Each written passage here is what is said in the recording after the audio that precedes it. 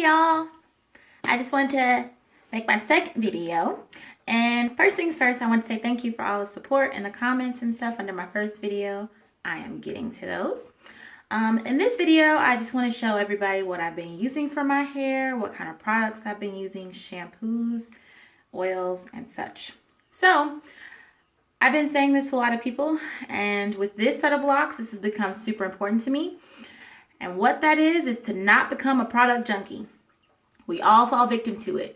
It's getting super excited when you see someone say, man, I really love this product. Or you see somebody review something, you're like, man, that looks real good. I want to try that too. And what ends up happening is we have a whole bunch of stuff that we use in our hair, and all it does is just weigh your hair down. That's my 2 cents. Now that we got that out the way, what does Ty use for her hair? Here we go. So I am a mixing queen. I like to mix a lot of stuff. So I have been seeing a lot of people comment about Shea Moisture's different shampoos. This one. And this one. So what I did was, after reading really good reviews about both of them, this one is got Jamaican black castor oil. It has shea butter, peppermint, and keratin. It's a clarifying, nourishing, and grow shampoo. And then this one is a moisture retention shampoo, which is going to be super important because 1, it was hot as hell in Virginia this past summer, and 2, it's probably about to be cold as hell in Virginia this winter. So what I did was, I was like, those are both things that I feel like I want to have for my hair. So I mixed them together. So the reason why it looks like that is because, let me let y'all see that, is because it's a mixture of the Strengthen and Grow shampoo and the moisture retention shampoo. So that's what I use to wash my hair. And it takes forever to wash my hair because my hair is thick. Also because I really want to make sure that I'm getting product out of my locks. And I'm not leaving stuff in because that leads to buildup, which I noticed with my first set of locks. So that's what I use for shampoos. Some people are probably going to kick me for this. I do not use a conditioner right now. And that's because I haven't found a conditioner that I like, to be perfectly honest. And what I have found are the 2 products I'm about to show you for me, for my hair, work very well. And those 2 products are, I'm like a Shea Moisture queen now that I think about it. My bad, y'all. The Argan Oil and the Reconstructive Finishing Elixir. So what I will do is put a little bit of the Argan Oil in my hand, squirt. Put a little bit of the Elixir in my hand, probably 1 or 2, and then I'll take that, rub it together after I've washed my hair, and bam, through the hair, from the roots to the ends of the locks, and then I go, and then I'm good. So far, technically that's 1, 2, 3, 4 products. Now, the reason why I have this fear of buildup. My first set of locks, I have the locks so I can show you this. Hold on. I'm back.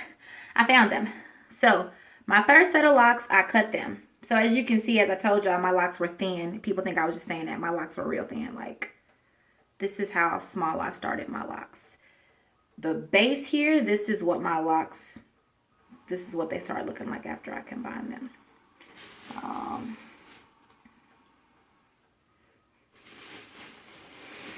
So for those who are like, what, are you kidding me? So I'll show you what my hair looked like initially. So initially, before my loctician trimmed my locks, she took off all of the thin locks. And yes, I still have them. And now that I love this set, I'm going to burn these, I promise, in my own time. So this is what my locks look like. They were super thin. So you can just imagine how many locks I had on my hair. It was real. So she trimmed those off. She combined them, which is why you see that twist look going on. And I just, at the point that I finally made the decision to cut my hair, I was like, it has to happen. So I did it. Anywho, so looking at some of these locks, And this was not my loctician's fault. This was totally mine because I didn't see her nearly as frequently as I would have liked to. But this lock is a really good example of that. Y'all can see this, hope the quality is good. So if you look at the lock, those little like tinted areas, that's buildup in my lock. And that came from me using lots of different products. I was like, oh, this shampoo, this conditioner, I'm going to use this oil, I'm going to use this blah, blah, blah, I'm going to use this deep conditioner, I'm going to use so-and-so because I saw this shit on YouTube. No, y'all. Don't play yourself. And don't play your hair. This is my sentiment, but this is a lesson that I've learned that I want to pass to you so that you don't make this mistake. You do not need a bunch of products on your hair. One, because our hair is locked, if you're locked. When it locks, the hair coils around itself. It mats together. That is what creates the lock. So it's not like washing loose natural hair where you can see when the product is completely out of your locks.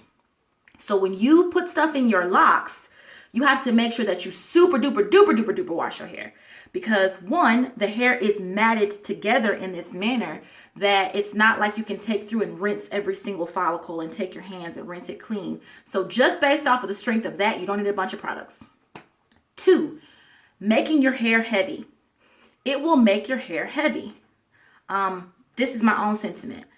My hair, felt heavy and I didn't like that. So what I hope to impart to you is one, don't be a product junkie. Two, find products that you like, find a few, and then just stick with those and be consistent. I put water on my hair every day. That's the one product I didn't show y'all, but you all should be doing it every single day. Every time I wash my hands, I take my hands and run them through my hair. Bam, the extra water. First of all, save a tree. You know what I mean? Just saying, save a tree. Take through my hair. So my hair is always constantly being moisturized during the day. So that's kind of my secret. My locks feel super soft. So when somebody like asked me could they touch my hair, and it was a girl that I knew, and I let her do it, she's like, oh my God, your locks are so soft. And my locks were never that soft. And I'm like, well, we don't want to use much stuff in our hair because like I said, you can't really see the product be cleansed from your hair in its entirety. And you don't really want to have to try to go through that process of cleansing your hair, which I've seen a lot of people do the ACV rinse. I personally have not done that. But it does strip the hair down, and most shampoos tend to have sulfates and etc. But when you do like the ACV rinse, then you have to super replace moisture because a lot of people in their reviews later have expressed saying that their locks have been super dry. So I'm not really a fan of super dry hair, so I'm trying to prevent that. So I want to just make sure that when I wash my hair, it probably takes me like an hour and some change because I'm in there like getting it, bam, like at the roots, at the locks. I will rinse my hair till the water rinses clean. Then I will take the tub and I will sit my locks in there and then I will rinse through. And I know that you're not going to get every single piece of product out. But keeping that in mind, that should be even more motivation to not use a bunch of product. That's one of my little take-home tips for you all. So I'll spin and let y'all see because actually over the course of the video that I gave y'all last, and now I am beyond my 18-month mark. So it has officially, there we go, been 18 months. Woo, 1 year, 6 months. My lock bursary is in March. So it'll be 2 years that my hair has been locked in March. I have 42 locks. I started my hair when my hair was super, super short using braids. When I say using braids, I mean I braided my hair. I should probably say it better. I braided my hair into braids and then I let my hair grow out. And as it continued to grow, I took loose hair. So for example, all this that I'm not doing anything with now, I took loose hair and I braided it along the body of the lock. And so over the course of the months, my hair got longer and it just proceeded to lock around itself. So that is how I started my hair. That's how many locks I have. What else? Challenges I find with my hair at this length. So styling my hair is not necessarily hard, but it is challenging sometimes. So for example, like I said in my previous video, putting pipe cleaner curls in my hair is a challenge because one, my locks are super thick. So I have to do like a bunch of pipe cleaners in order to get the proper size for my pipe cleaner in order for my hair to even wrap around it. And then two, I gotta leave that shit in there forever because my locks hold onto water like nobody's business. Also, the thicker your locks are, for me, the longer I need to leave stuff in there so that my curls can actually hold. So for example, when I put Bantu knots in my hair, I will wear Bantu knots for like a week. So I'll probably put them in there like on a Sunday, and then I won't take them out until date night with my boyfriend, probably like a Friday. So that's like Sunday, Monday, Tuesday, Wednesday, Thursday, Friday. 6 days of me wearing my hair bound down, and then my hair will be curly for like 3 days. Now I imagine that might change as my locks get a little bit longer. I really hope so, because with this other set, I was able to hold some pipe cleaner curls for forever. But even if it isn't, oh hell, oh well. These are my babies. These are my boos. So we just gonna have to work around it and make it do what it do. I did have a comment. Someone messaged me and asked me about perceptions of locks in the workplace. And that's a really good question. And I don't want this video to be super long, so I am going to address that in a separate video. I heard what you asked me, and I'm going to answer it, I promise. I'm just going to give you my experience of what I've seen in my workplace, the way that my hair is received by other people, and what I have learned from other people who are working in different workspaces and how their hair is received where they're working. And for example, more corporate jobs. Reminding I am a personal trainer. So what I'm able to do is going to be different than what someone is able to do who works in a more corporate job. So once again, thank you for watching, and for those who subscribed, who are following me along this journey. Products I'm using now, just a review. These two shampoos, I have mixed them. These oils. Now, I want to show y'all actually real quick how much oil I have left. I bought this oil when I locked my hair in last March of last year.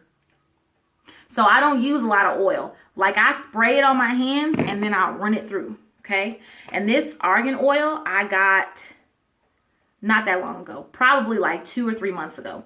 But you just only need a drop or two of product. So that's what I mean when I say you don't need a bunch of stuff. You just need to make sure you find what works.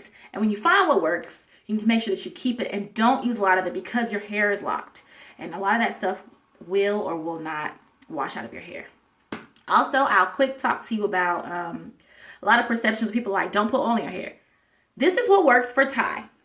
I'm showing you what works for Ty.